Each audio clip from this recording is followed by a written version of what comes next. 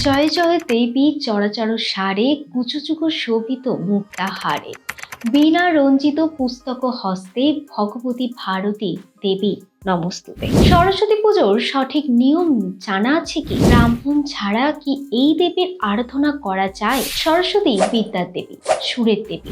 তো চলুন তার পূজার আসল নিয়মাবলীগুলি জেনে নেওয়া যাক। শাস্ত্র অনুযায়ী সরস্বতী পূজায় প্রধান হলো স্নান করে শুদ্ধ হওয়া, পরিষ্কার সাদা বা হলুদ বস্ত্র পরা, হলুদ ফুল, খাতা, বই, কলম বা বাদ্যযন্ত্র নিবেদন, আর মন থেকে দেবীকে স্মরণ করা। কারণ সরস্বতী দেবী বিদ্যা ও বোধের দেবী। এই পুজোয় নিষ্ঠা আচার থেকে বড় বিদ্যা এবং বোধ এবং ভক্তি। ব্রাহ্মণ ছাড়া কি নিজেই পুজো করা যায়? এই প্রশ্ন অনেকেরই দ্বিধা থাকে। শাস্ত্র বলে গৃহস্থের নিত্য পূজায় যদি ভক্তি থাকে এবং মন্ত্র যথাসাধ্য শুদ্ধভাবে পাঠ করা হয়, তাহলে নিজে পুজো করা সম্পূর্ণ স্বাস্থ্যমত। সরস্বতী পুজো কোনো কঠিন বৈদিক যজ্ঞ নয়, এটি ভক্তি নির্ভর পূজা। তাই ব্রাহ্মণ ছাড়া নিজে পুজো করলে তা পাপ এমন কোনো শাস্ত্রে বলা নেই। বরং শাস্ত্র বলে দেবী সরস্বতী অবস্থান করেন শুদ্ধ